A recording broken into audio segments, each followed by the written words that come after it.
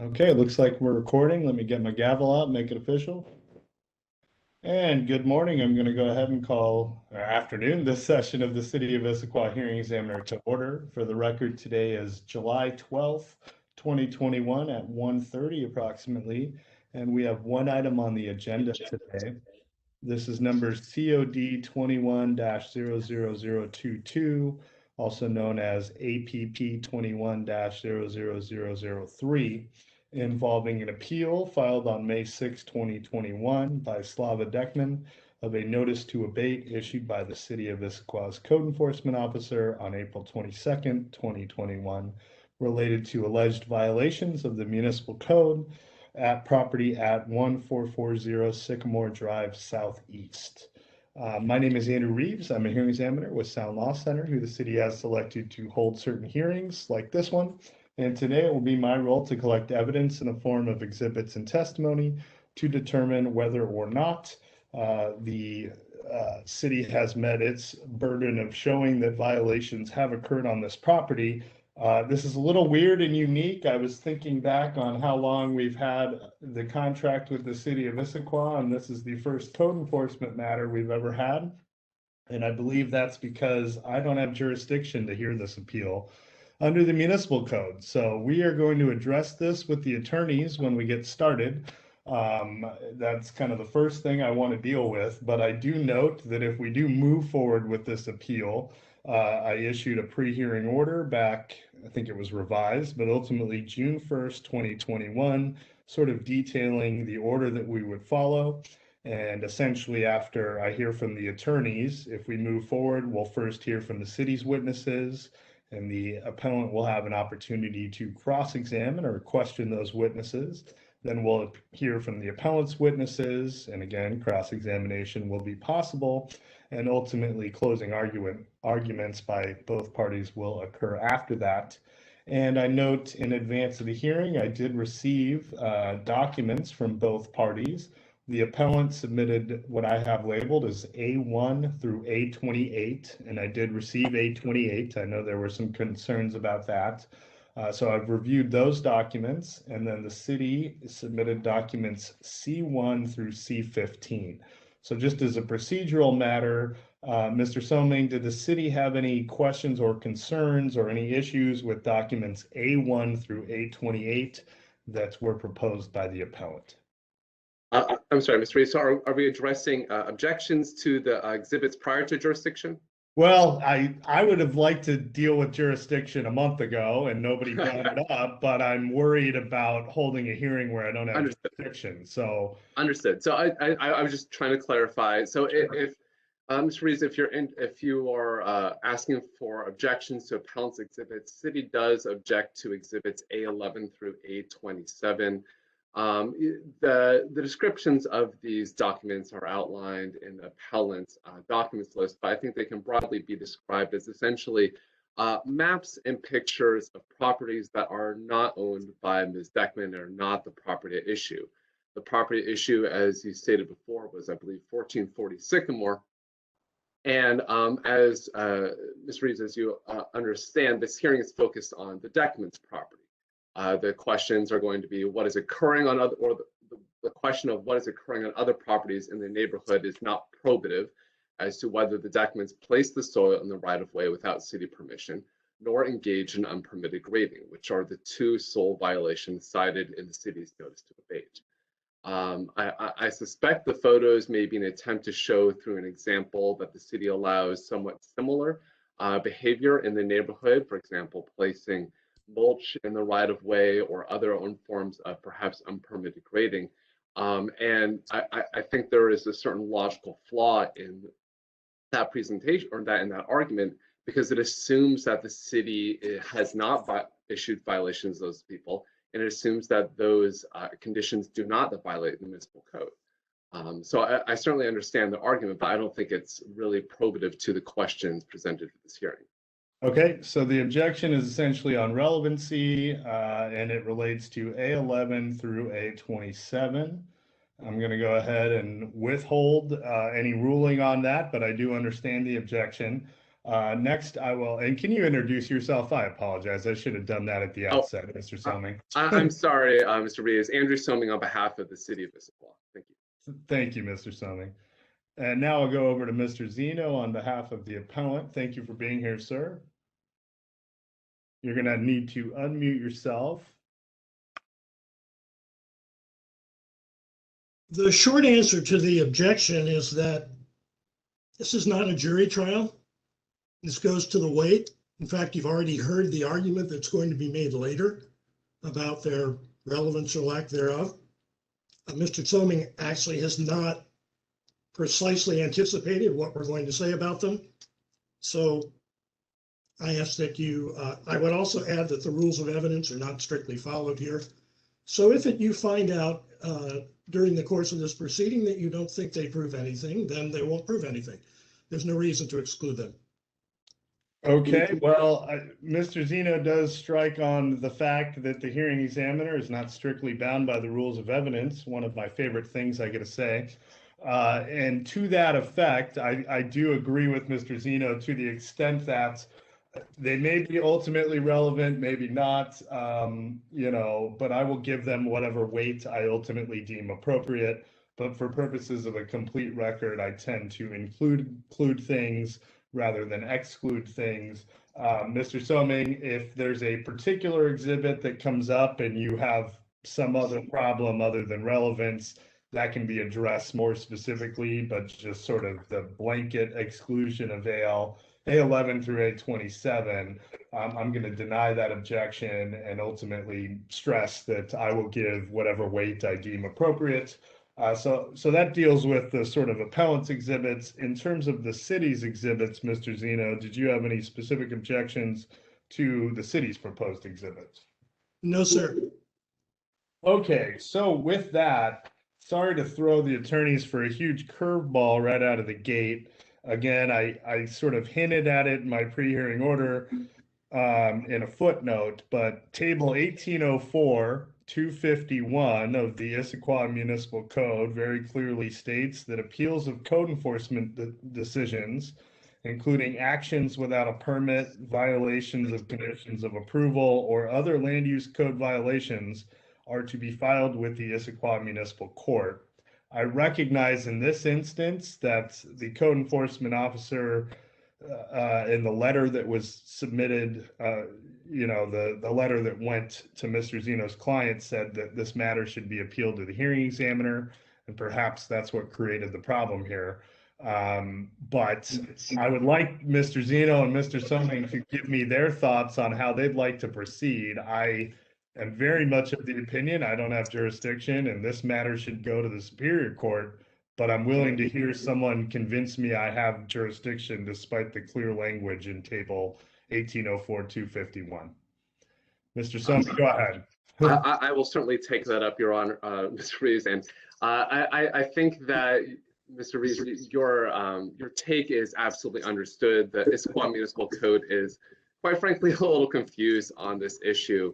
For example, Chapter 1.36 is essentially where a lot of the code enforcement powers lie, but it is also sprinkled throughout the code itself. The city's position is that the action here is appealable to the hearing examiner, as it is an action taken by the building official's designee. My understanding, of course, Mr. Grabowski is on the line, so he can correct me if I'm wrong. My understanding is that the building official's designee includes the code enforcement officer, and he was acting in that capacity here. I would note, Mr. Reeves, that part of the issue is that this document, this notice to abate, is not specifically contemplated within the municipal code. Again, in Chapter 1.36, it discusses concepts of notice to infractions. And I spoke to Mr. Grabowski, and my understanding was that this would be essentially a prelude to a notice of infraction if the city went to that point. And if a notice of infraction were to be issued, that would be appealable to the municipal court. Mr. Reeves, the specific code citation I'm relying on is 18.03.060, hearing examiner, subsection E, appeals of orders, decisions, and determinations made by the building official. So the city's position at this point is that the hearing examiner does have jurisdiction to hear this appeal. Okay, Mr. Zeno, any thoughts you have? Yes, at first I reached the same conclusion that you did. And in fact, I called the municipal court and said, I want to bring an appeal. And they said, well, the matter hasn't been sent over to us. It's been sent to the hearing examiner. So I found that I actually wasn't able to make an appeal to the Issaquah Municipal Court. However, as I dug around in the code, I've actually come to exactly the same conclusion Mr. Tsoning did, which is that this is not a notice of violation under 1.36. It is essentially a determination by the building official's surrogate. And if you will look at 1804-250 at the first column, that is appeal to the hearing examiner, they give a couple of examples, not very much like this, but I think it falls into that category as essentially an administrative level determination that is not a code enforcement action. So after a lot of study, I came to exactly the same analysis that Mr. Tsoning. Now, having said that, if you don't have jurisdiction, we can't confer it on you by stipulation. And so I'm somewhat at a loss as to what to do. Well, I guess my thinking is this: if Mr. Zeno, if this is not an appeal of an actual violation and it's more of an appeal of an interpretation of the code is apparently kind of what we're shoehorning this into, that changes the burden, does it not? And now the burden is on you, the appellant, versus in a code enforcement situation, the burden is on the city to prove the alleged violation. Are you tracking me there? Absolutely. Absolutely. Let me ponder for a minute. Sorry. I'm afraid that doesn't change my conclusion of what the correct analysis is. I wish it did. I wish I could, but that's how I see it. Okay. Mr. Tsoning, any thoughts? And then I'll give you guys my sort of final thought and we'll move forward. So Mr. Tsoning, go ahead. I'm sorry, I was muted. I have nothing further, Mr. Reeves. Thank you. So I guess my thinking is this: the jurisdiction question is troubling to me, but I can understand, sort of how we got here. It does sort of shift burdens and change a few things. I think we can move forward, but I will note in my decision, I'm going to be abundantly clear about the fact that should it turn out I didn't have jurisdiction, that the appellant in this instance should not be in any way, disclosed or sorry, I'm trying to think of the right word. They should be allowed to appeal this to the Superior Court without prejudice, to the extent that clearly all the deadlines will have passed, but they did timely try to appeal whatever we're calling this. And they appealed pursuant to the letter they received that said appeal it to the hearing examiner. So if ultimately, I don't know, this ended up at Superior Court and they said, what did that idiotic hearing examiner do? He shouldn't have had jurisdiction. It's so obvious in the code. I think that Mr. Zeno's client should very well be able to appeal this to the Superior Court without any prejudice. Mr. Tsoning, your thoughts? Well, what's interesting, Your Honor, and perhaps this is just me thinking out loud, and of course I will let Mr. Grabowski or Mr. Brown chime in as well, is my understanding of how this notice to abate plays in the larger code enforcement schema is if, for example, the notice to abate is upheld, there really would be no specific harm to the deciments. There would be no fines or no abatement that would flow directly from upholding this notice to appeal. If the city wanted to impose a fraction, it would then need to file a notice of infraction, which would then be appealable to the Issaquah Municipal Court. Now, if we kind of follow that logic down the rabbit hole, we do lead to a potential consequence where we litigate the validity of these violations here, and then again, perhaps in Issaquah Municipal Court in front of a municipal court judge, and it becomes perhaps an issue of collateral estoppel, judicial efficiency, and it's it's a bit of an odd situation, I will admit. That's why normally there's one lane and a jurisdiction sticks to one lane or the other. And like I said, and I don't know how many years Sound Law has had the contract to do hearing examiner work. Candy's doing the math, 20 something. I think this is the very first instance like this we've had. So it kind of raised red flags for me. So, Mr. If I may, Can I jump Mr. Reeves, if I might jump in at this point. I who's worked for the city of Olympia for 23 years, and we did have a notice to, a civil for the notice of violation was always appealable to the person always had a right to an administrative appeal of a notice of violation, which was there were no fines involved with this notice of violation. It's completely separate from a civil infraction notice, which is civilly heard by a municipal court judge. So this is, based on 23 plus years of experience on my end, coming from the city of Olympia. okay? Well, ultimately, the parties seem to think I have jurisdiction, so I'll just say I have jurisdiction with the caveat that I'll include appropriate footnotes about, my concerns. But Mr. Reeves, there's a problem that has now arisen because it looks like the city wants to do something different than what their code says. Now that we have some further explanation, as you say, there are a few lanes. Okay, if this is a lane where you go to the hearing examiner in the chart on 1804-250, then our next recourse is a LUPA appeal. And we can't change that. And it seems as if the city thinks they want to create something that doesn't exist. I mean, we only have those appeal options that are present in 1804-250. And so I almost feel like if we just proceed, leaving that issue up in the air, we'll make a bigger mess than we have already. Mr. Selming, your thoughts? Think about that. That's an interesting interesting prospect that I did not consider from Mr. Zeno. That question of whether or not Mr. Reeves, your decision in this matter would qualify as a final action. I think the city's position would be, and Mr. Grabowski, if you correct me if I'm wrong, my understanding is that if this appeal is upheld and the city's notice to abate is upheld, would there be would another notice to abate or infraction be required for imposition of fines or abatement? Yes, there's no fine associated with this notice. But If- okay, hold on. I think, Mr. Selming, you're saying if I were to deny the appeal, uphold the notice of abatement, and Mr. Zeno's client doesn't do the thing the city is asking it to do, then the next step would be fines, etc.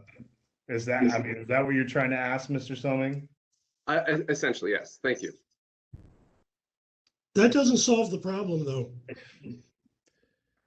So at this point, I would defer to Mr. Reeves. It's the hearing examiner, as this hearing examiner for the city of Issaquah, you have a very somewhat limited jurisdictions established by the municipal code, and I would defer to you on this matter at this point. What I'm struggling with is, again, if we've got this notice to abate, which is, I guess, according to the parties, not a notice of violation because there's no fines,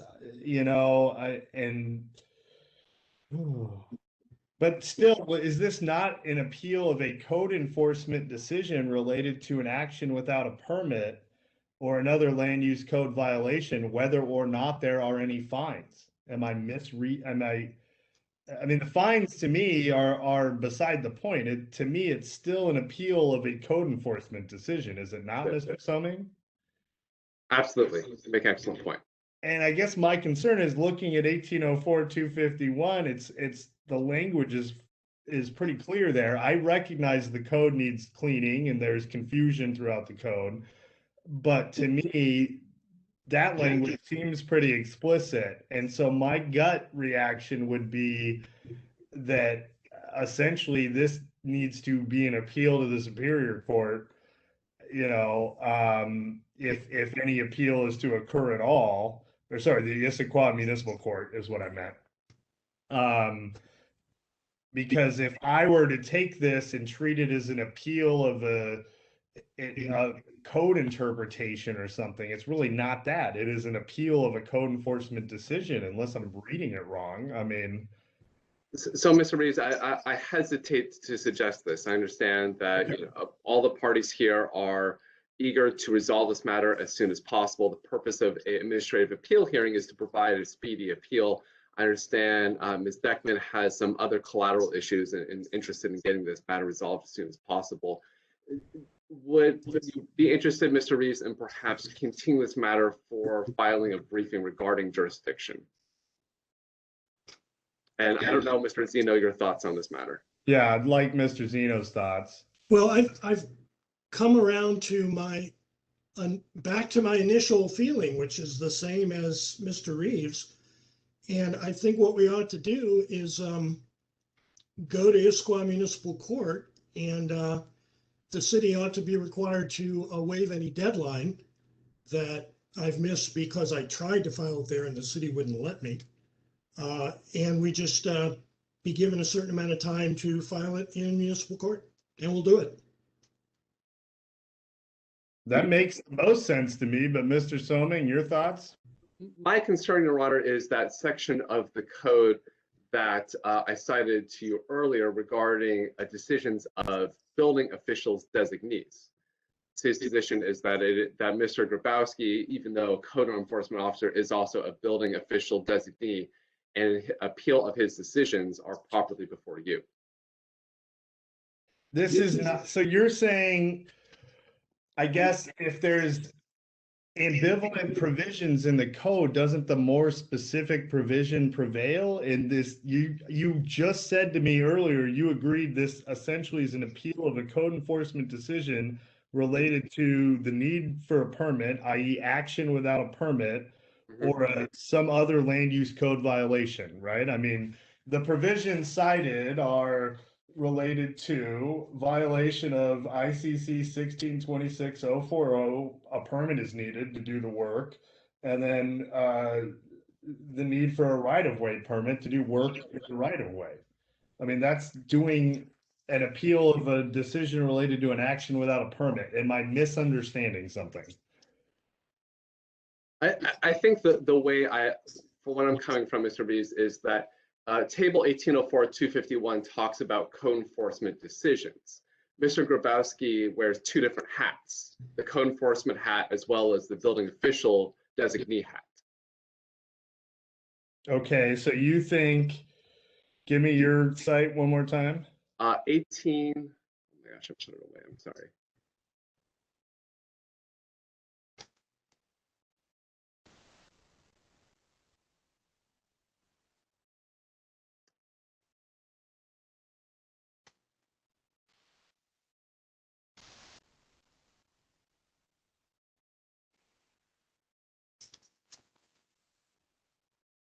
(1803-060E).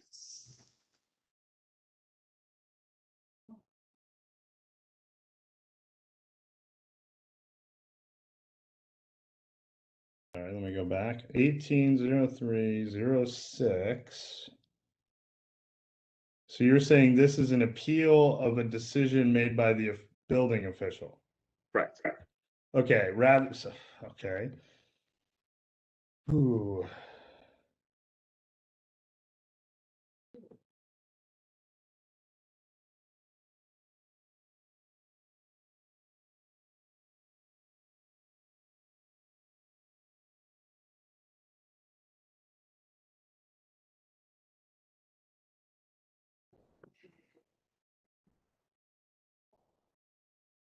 Okay, so it doesn't matter in your mind, Mr. Soming, that the certified mail letter exhibit C1 came from code enforcement dated April 22nd, 2021, specifically notes that failure to abate a nuisance can be prosecuted as a misdemeanor under the Issaquah Municipal Code. That Mr. Grabowski signed as the code enforcement officer as opposed to the building official. None of that is important here. I mean, we can just shoehorn it into this as a administrative interpretation by the building official as opposed to an appeal of a code enforcement action. I think you make an excellent point. So I think essentially your assertion then, Mr. Reeves, is that granted, Mr. Grabowski wears two different hats, but in this particular case, he's not wearing the building official hat. He's wearing the code enforcement officer hat. That's, I don't know how you can read it another way. I'm giving you an opportunity. I understand your argument now. I understand. Well, I'm not trying to make an argument. I'm trying to figure out whether or not I'm the appropriate hearing officer. And I just feel like, I know it's a weird thing to deal with right now, but I feel like if we go down this lane and it's wrong, it's going to create way more problems for city staff and the applicant in the long run than if we figure it out right now. Yeah, and I think that's why, Mr. Reza, I suggested continuing for briefing, because my concern is if you are inclined to dismiss this matter as not having jurisdiction, and we end up, for example, in front of Issaquah Municipal Court, and that judge then, for example, decides they do not have jurisdiction, then we're kind of in a bit of a quandary. Well, if that judge says I have jurisdiction, I'm not that worried about it because I am confident. I'm confident that an elected official can sort of gift me jurisdiction, but what can't happen is the parties just decide, hey, the hearing examiner should be able to hear this because we say so. I mean, I don't have, right? I mean, that's the limited amount of power I have in the universe. This big is if someone elected gives it to me, but well, in my universe, you have much bigger power. So I'm not opposed to sort of allowing briefing. You know, I mean, I have a pretty strong idea on where I've come down on this, and I kind of wish someone had submitted briefing or a dispositive motion in advance of the hearing. Nobody did, so I sort of felt like I had to bring it up because, you know, I saw the problems this could potentially create. So, Mr. Zeno, your thoughts before I make any kind of ruling on how I think we ought to move forward. And you're muted, Mr. Zeno. Muted. Still muted. Good at lip reading, but not that good.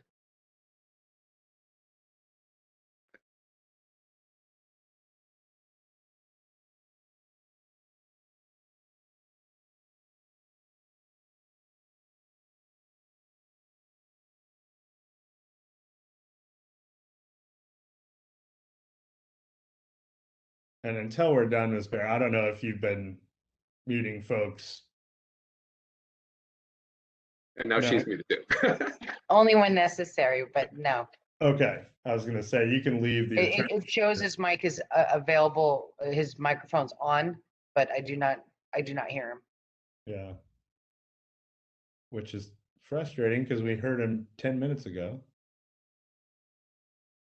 And Mr. Brown and Mr. Grabowski, I apologize for the way this has happened. I really appreciate your patience. I just want to make sure we get it right. So I know you guys have other busy day, you know, things to do. I just, you know, it's a. No problem. No worries. Thanks, guys. Well, this was the highlight of my day, so. Yeah. Mr. Selby's going to go back to the office and just complain about hearing examiner Reeves. No. Well, Mr. Zeno figures out his microphone. I'll have to say, I think I've always been in orbit around you, Mr. Reeves. My name's been attached on several appeals submitted to your office, but this is the first time I'm appearing before you. So several jurisdictions, in fact. Yes, you're around many jurisdictions, and so is my firm. 48 at this point, I think. Wow, 48. Okay. Mr. Zeno, I don't know if you want to try to exit out and come back in. I'm fine with that. We won't talk about anything important, I promise. And Ms. Bear, thank you as well for your patience. This is, you know, we'll get to the bottom of it one way or the other.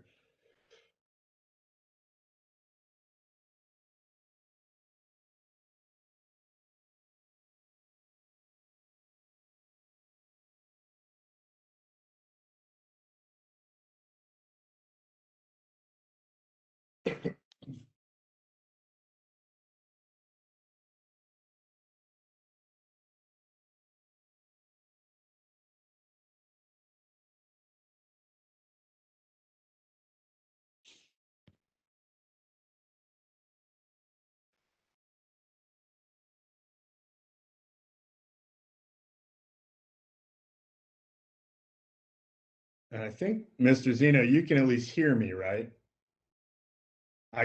Just nod. I think maybe leave the meeting and come all the way back in would be my suggestion. Okay, with thumbs up.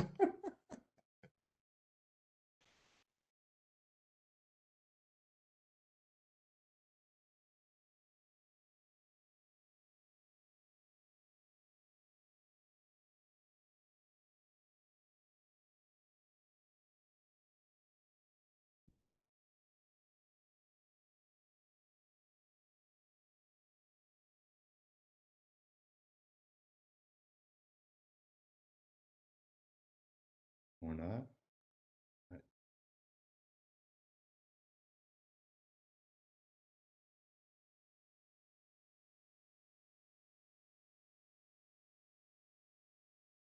I think if you go to quit WebEx events, it'll kick you out and then just use the same link you used earlier.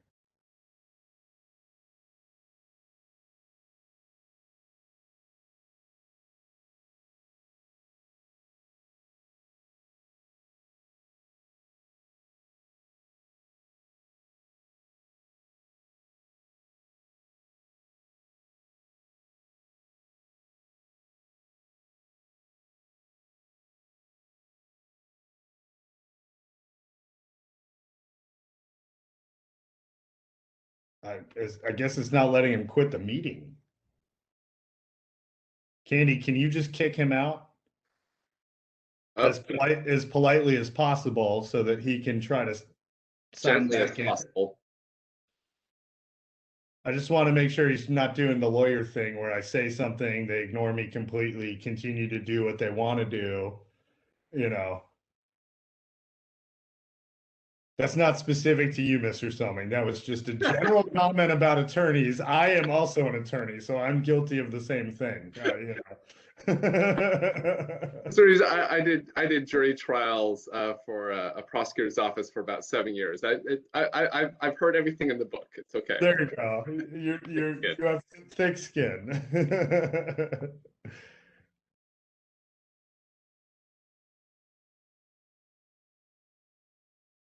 Yeah, I don't. This is so strange. It was working earlier.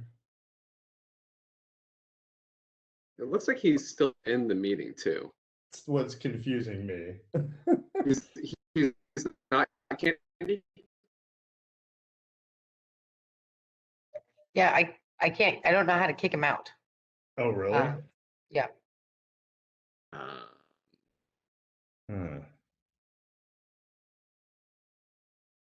If you want to try to give me host privileges, I can try.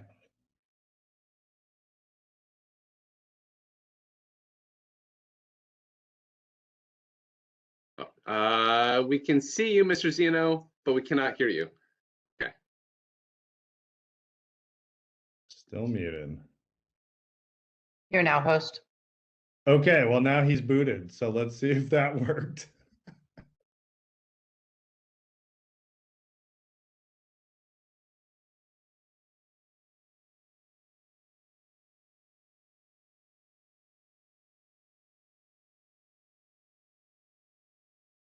Okay, no one's shown up. That needs to be allowed in thus far.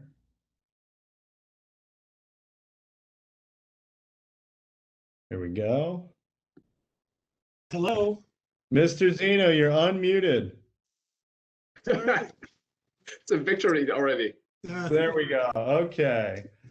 So when we left off, Mr. Soming had essentially said, in an abundance of caution, why don't I sort of postpone the hearing, allow for briefing on jurisdiction, and the idea being if I decide I don't have jurisdiction, I would dismiss the appeal, noting that Mr. Zeno, on behalf of his client, should be able to bring this matter before the Issaquah Municipal Court.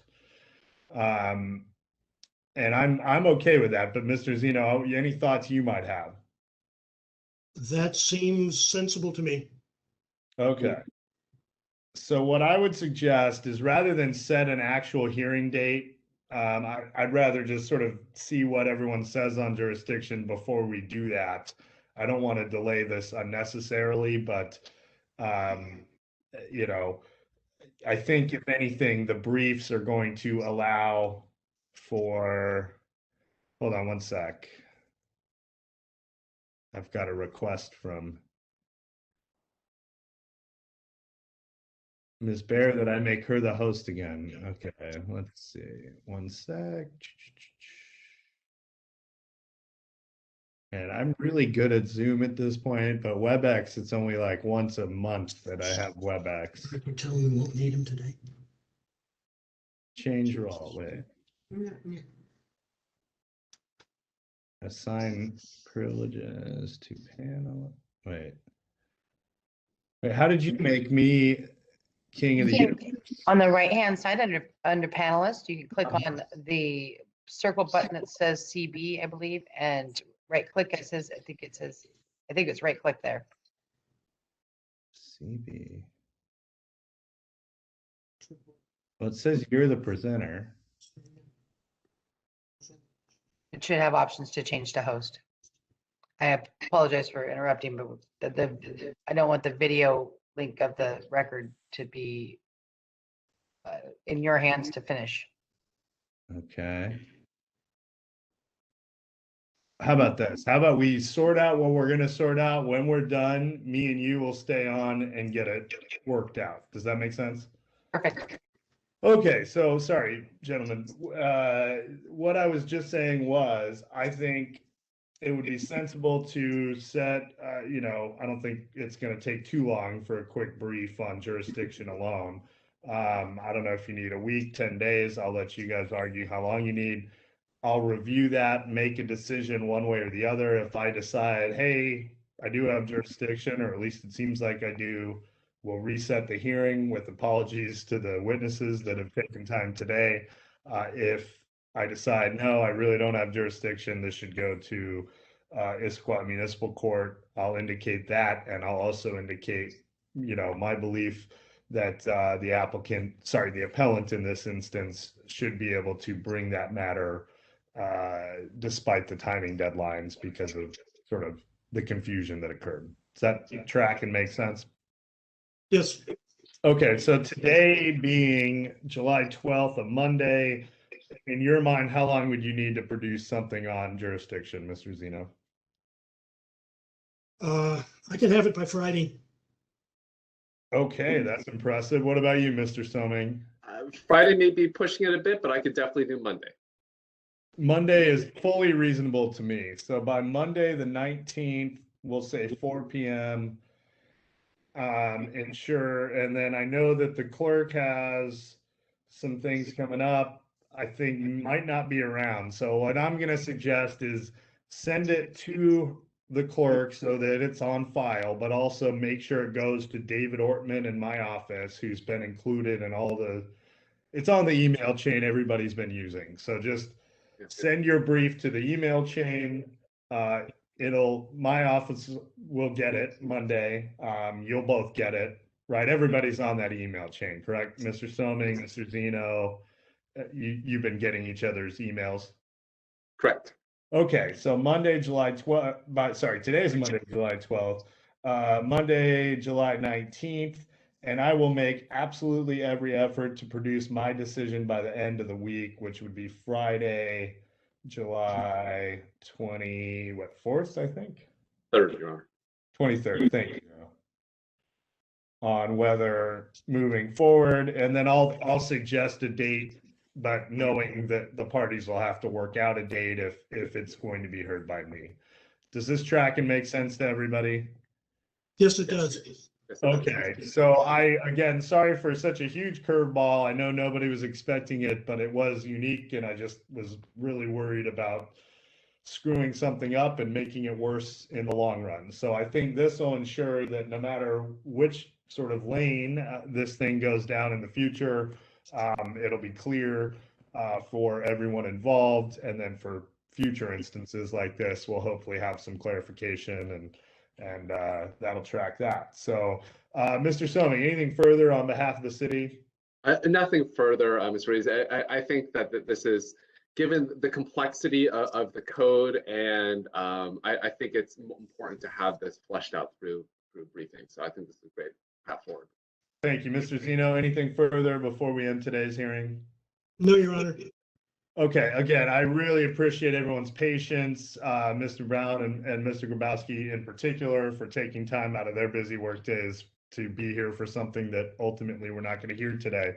But everyone other than me and Ms. Bear, if you can sign off, all her and I are going to do at this point is figure out how I can give her the power back. But I will expect to see briefs from the attorneys by 4 p.m. next next Monday.